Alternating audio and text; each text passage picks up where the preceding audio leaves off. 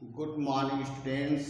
आज class 12 math का maxima और मिनिमा के जो क्वेश्चन आप लोगों ने पूछे हैं उनका सॉल्यूशन किया जाएगा। इसमें विविध अभ्यास का क्वेश्चन नंबर 1 ये दिया गया है कि दीर्घवृत्त x square upon A square plus Y square upon B square. दीर्घवृत्त दिया गया है x square upon A square plus Y square upon B square बराबर 1। कहता है इस दीर्घवृत्त के अंतर्गत उस समद्विबाहु त्रिभुज का महत्तम क्षेत्रफल ज्ञात कीजिए जिसका शीर्ष दीर्घ अक्ष का एक सिरा है। कहता है इसके अंदर एक समद्विबाहु त्रिभुज है, उसका महत्तम क्षेत्रफल। देखिए इस दीर्घवृत्त ये ऐसे बनता है और इस दीर्घवृत्त के अंतर्गत एक समद्विबाहु दीर्घवृत्त के अंतर्गत एक समद्विबाहु त्रिभुज है और उस समद्विबाहु त्रिभुज का महत्तम क्षेत्रफल ज्ञात करना है जिसका एक सिरा यहाँ पे है, तो वो त्रिभुज मान लिया ये है।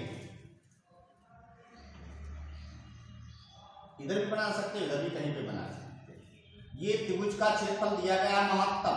जो चीज महत्तम या न्यूनतम कही जाएगी उसका हमें अवकलन करना है। तो इसके लिए हमें क्या करना पड़ेगा, त्रिभुज का क्षेत्रफल ज्ञात करना है। सबसे पहला काम त्रिभुज का क्षेत्रफल निकालिए और फिर उसका अवकलन करेंगे। क्वेश्चन ये कहा गया है कि दीर्घवृत्त x square plus x square upon A square plus Y square upon B square बराबर 1 के अंतर्गत उस समद्विबाहु त्रिभुज का महत्तम क्षेत्रफल ज्ञात करना है जिसका एक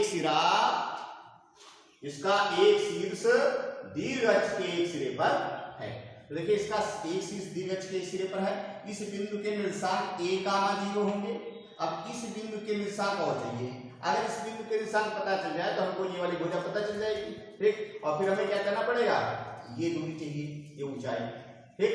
ये हमको ऊंचाई त्रिभुज का आयतन का क्षेत्रफल क्या होगा, 1/2 आधार गुणा ऊंचाई। तो त्रिभुज का क्षेत्रफल ज्ञात करने के लिए हमको ये निर्देशांक चाहिए, ठीक। और ये निर्देशांक कैसे ज्ञात होंगे, हमें पता है कि दीर्घवृत्त पर कोई भी बिंदु माने तो दीर्घवृत्त का प्राचल बिंदु मानेंगे। दीर्घवृत्त का प्राचल बिंदु ये क्या हो जाएगा, ये हो जाएगा a sin theta, a cos theta, gamma b sin theta. ये वाली दूरी a cos थीटा है और ये वाली दूरी कितनी b sin थीटा। तो ये बिंदु क्या हो जाएगा, ये वाला बिंदु हो जाएगा a cos theta comma minus b sin theta. देखिए ये वाली दूरी a cos थीटा और ये वाली दूरी b sin थीटा। तो ये वाला बिंदु a cos theta comma b sin theta हो गया। ये वाला a cos theta minus b sin theta होगा और ये वाला पॉइंट a कामा 0 होगा। अब इस त्रिभुज का क्षेत्रफल निकालना है और उसका अवकलन करेंगे। अब क्योंकि थीटा यहाँ पे पैरामीटर है तो थीटा के सापेक्ष अवकलन करेंगे और थीटा का मान पता चल जाएगा तो महत्तम क्षेत्रफल आ जाएगा। अब ये समद्विबाहु त्रिभुज है, ये तो इस पे लंब ही होगा, ठीक। ये आधार पर लंब होगा। अब हमें ये दूरी चाहिए इतनी, तो ध्यान दीजिए इतनी टोटल दूरी कितनी है, मान लिया त्रिभुज ABC ये त्रिभुज है और ये पॉइंट D मान लिया। तो हमें ऊंचाई AD चाहिए और ये BC चाहिए। BC कितना होगा, BC हो जाएगा BD प्लस DC। BD है B sin थीटा, ये भी B sin थीटा, तो BC होगा कितना, BC हो जाएगा 2B sin थीटा। ध्यान दीजिए ये B sin थीटा ऊपर क्यों, B sin थीटा नीचे क्यों, तो टोटल मिला के कितना हो जाएगा 2B sin थीटा।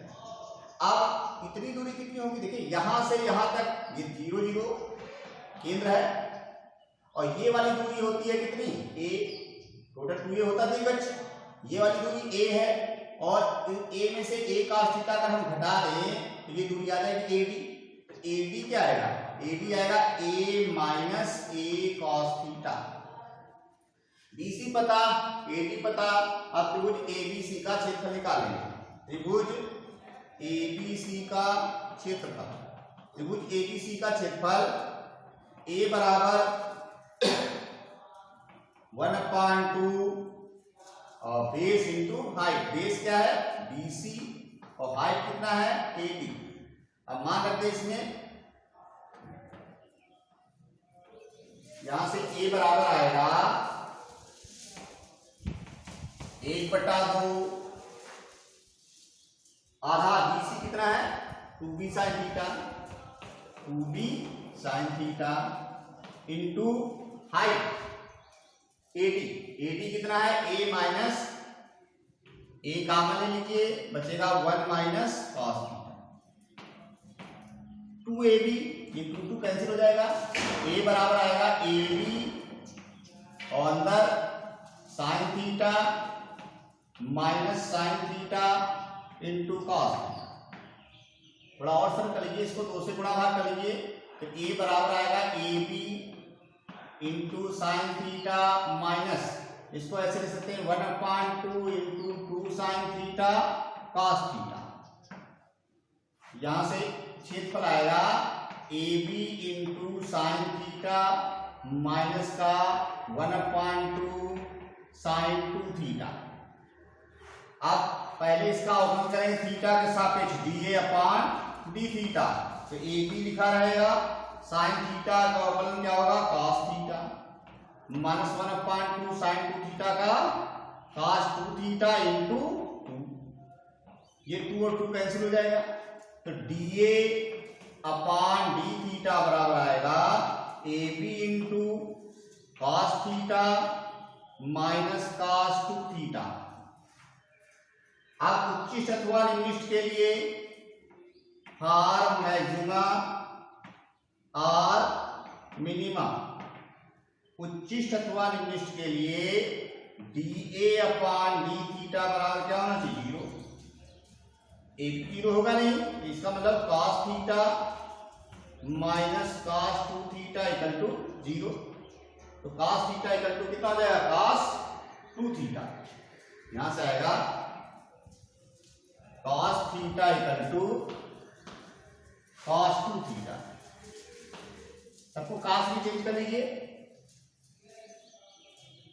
या इसको इस प्रकार कास में चेंज कर लीजिए, यहां से बचेगा cos थीटा इक्वल टू, यहां से आएगा 2 cos square theta minus 1, 2 cos square theta minus 1, सबको उधर ले जाइए, तो यहां पे आएगा 2 cos square theta minus cos theta minus 1 equal to 0, 2 एक कर लो, 2 में से क्या है, तो बचेगा 2 cos square theta minus 2 cos theta minus cos theta plus cos theta और माइनस 1 इक्वल टू 0।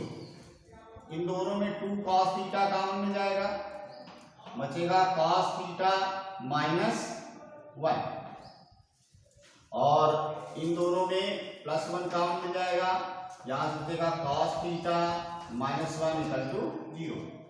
दोनों में cos थीटा माइनस 1 कॉमन मिलेगा, अंदर बचेगा 2 cos theta plus 1 equal to 0। एक बार इसको 0 करेंगे तो cos थीटा इक्वल टू 1, तो थीटा बराबर कितना 90 डिग्री π/2, और इसको 0 करेंगे तो cos थीटा इक्वल टू आएगा माइनस 1/2, तो थीटा इक्वल टू हो जाएगा 120 डिग्री 2π/3। अब हमें देखना है कि थीटा के किस मान पर क्षेत्रफल अधिकतम है, थीटा के किस मान पर क्षेत्रफल अधिकतम है।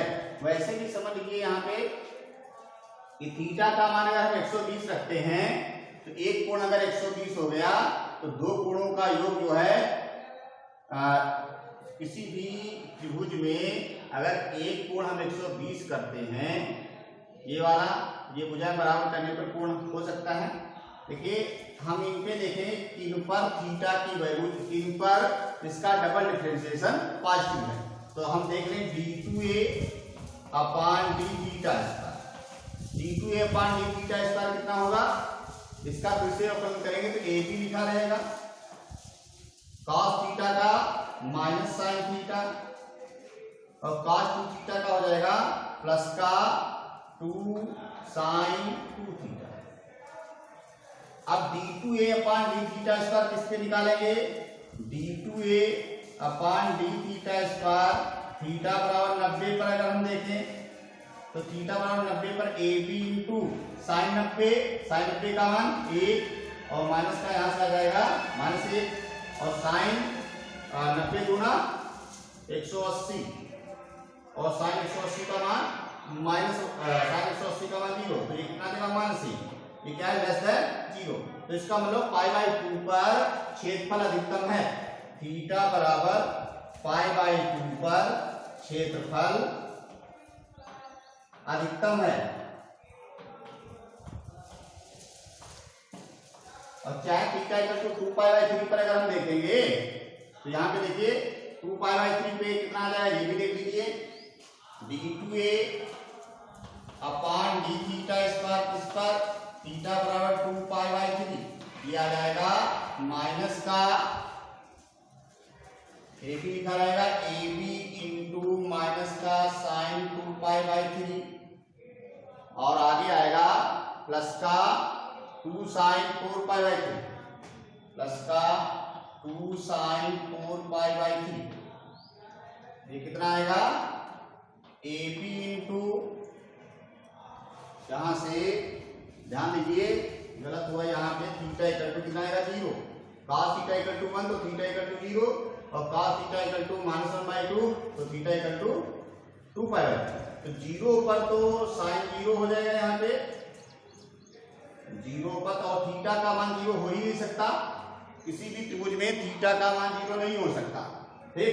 तो थीटा इक्वल टू 0 हम लेंगे नहीं, थीटा इक्वल टू लिया जाएगा 2π/3, तो थीटा इक्वल टू 0 नहीं लेंगे, थीटा इक्वल टू 2π/3 पर हम देख लेंगे कि क्षेत्रफल अधिकतम है या न्यूनतम है।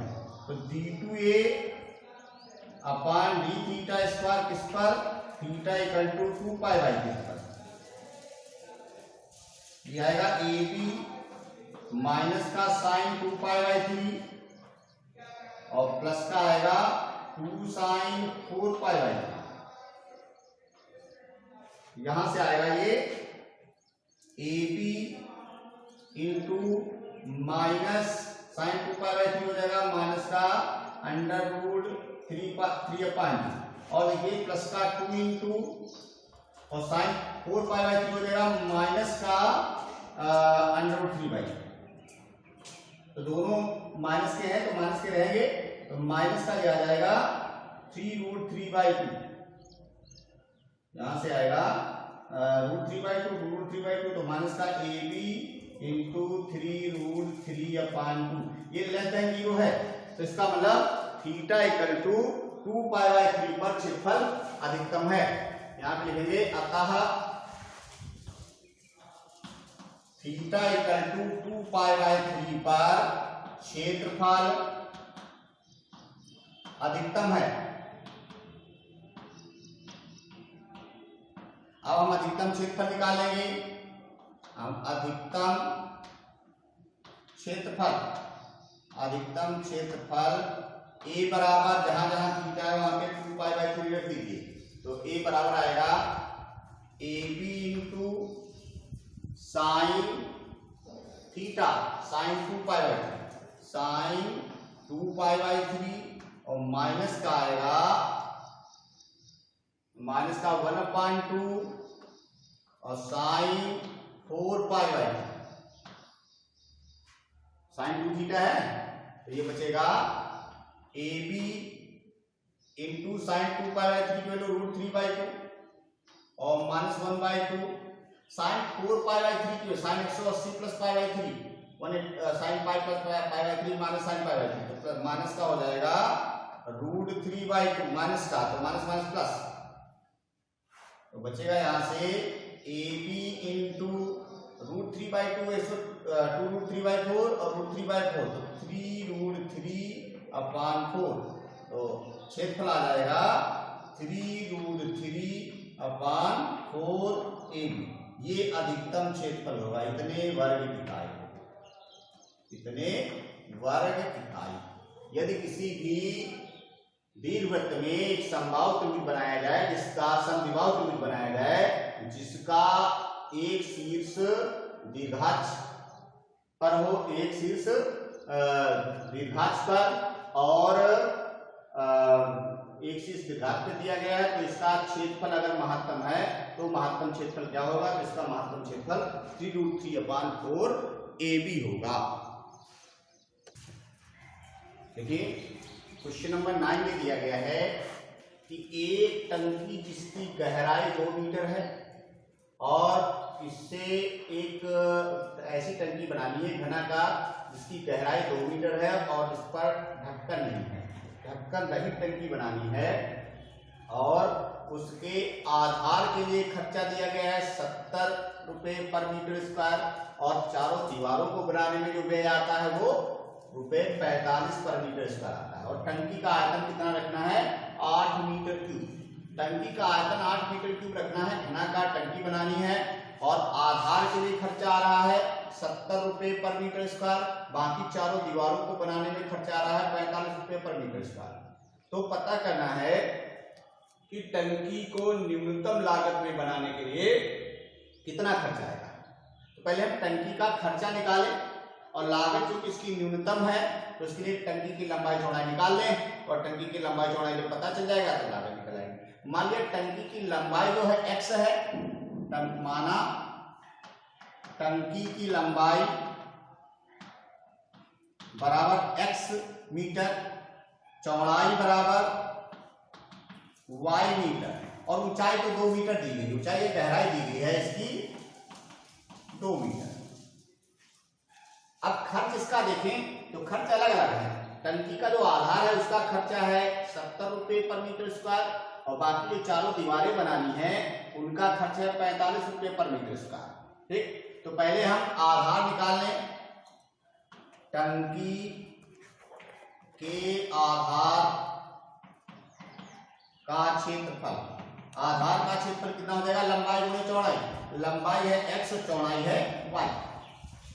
टंकी के आधार का क्षेत्रफल x इंटू वाई, टंकी की चारों दीवारों का क्षेत्रफल, चारों दीवारों का क्षेत्रफल, चारों दीवारों का क्षेत्रफल कितना हो जाएगा।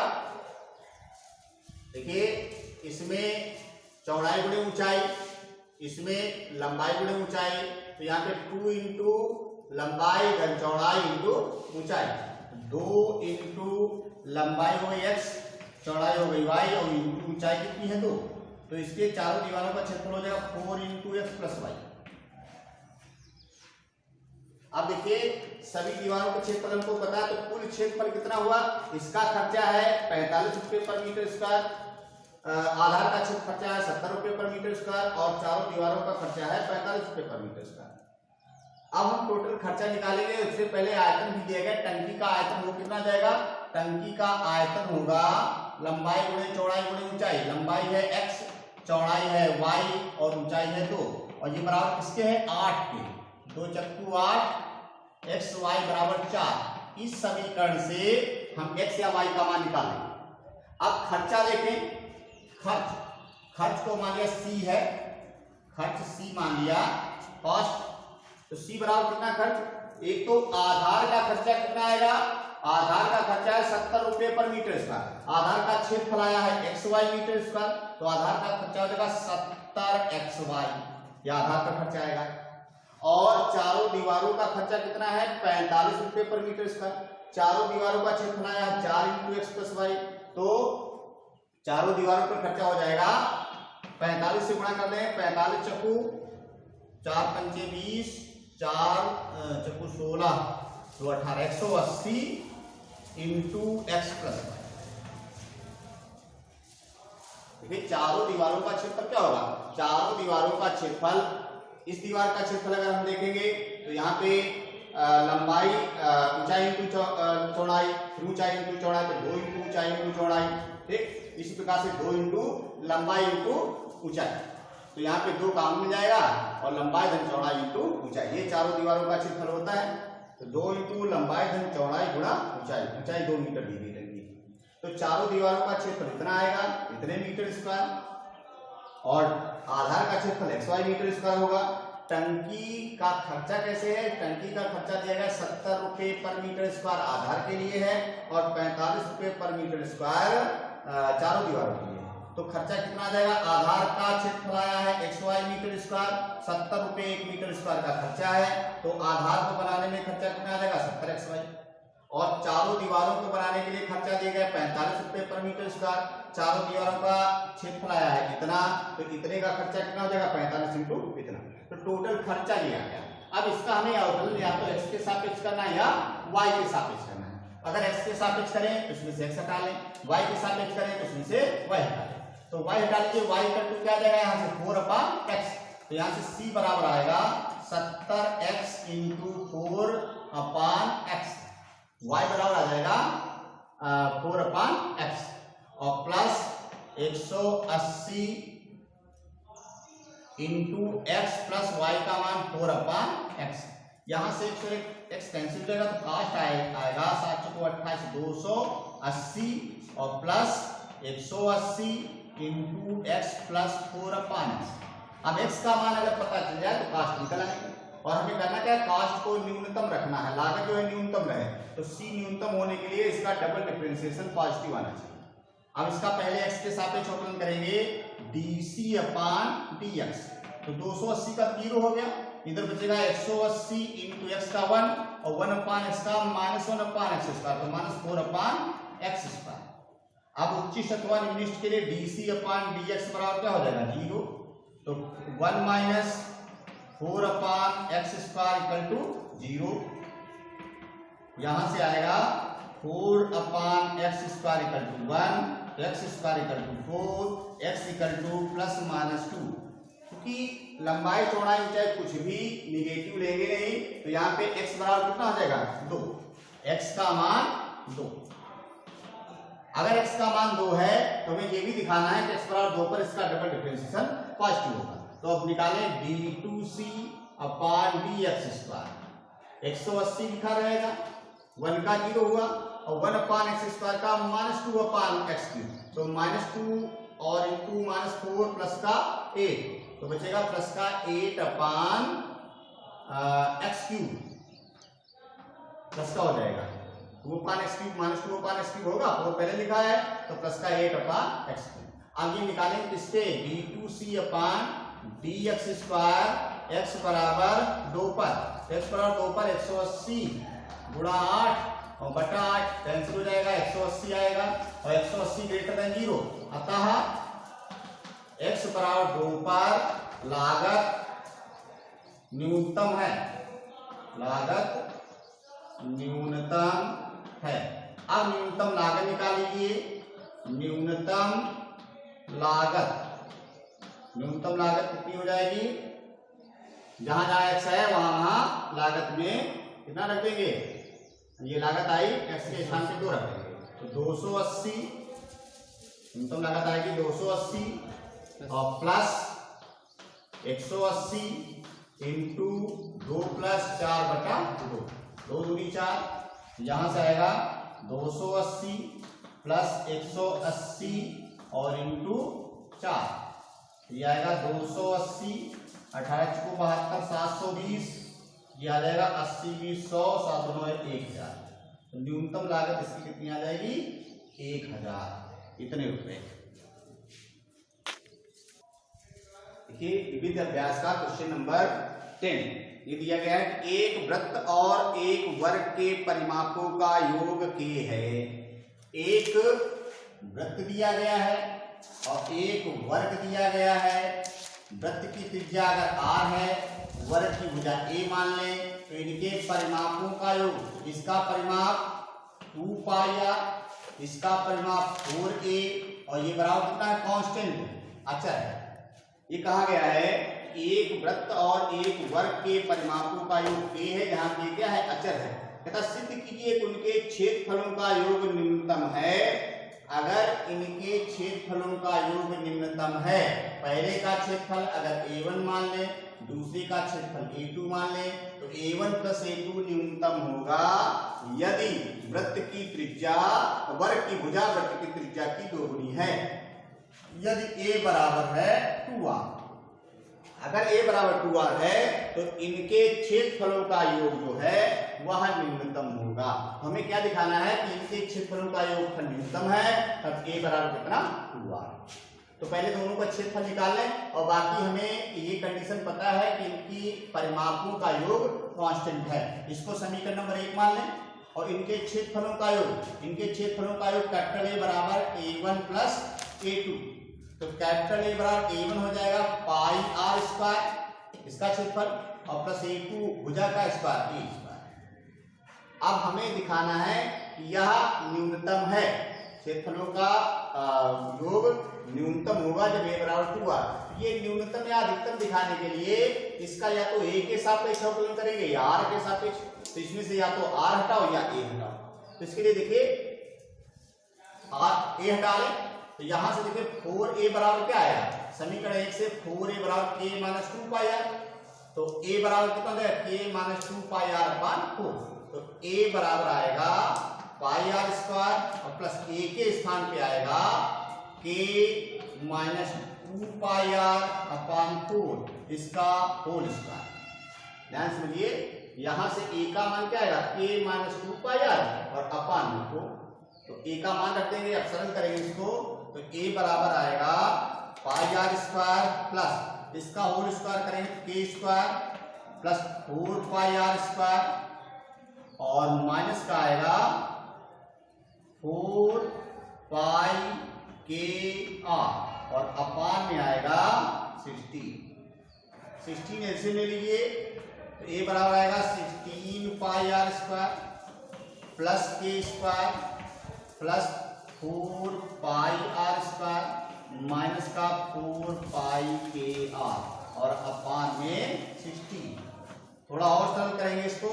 तो a बराबर आएगा 16 पाई आर स्क्वायर और प्लस 4 पाई आर स्क्वायर, कितना है 20 पाई आर स्क्वायर माइनस का 4 पाई के आर प्लस के स्क्वायर और अपान में रहेगा 16। ये क्षेत्रफल आ गया। अब यहाँ पे इसका अवकलन करेंगे r के सापेक्ष, dA अपान dr, 1/16 तो लिखा रहेगा। अब इसका r के सापेक्ष करेंगे तो r स्क्वायर का 2r होगा, तो 20 गुना 40 पाई r, इसका अवकलन आएगा 4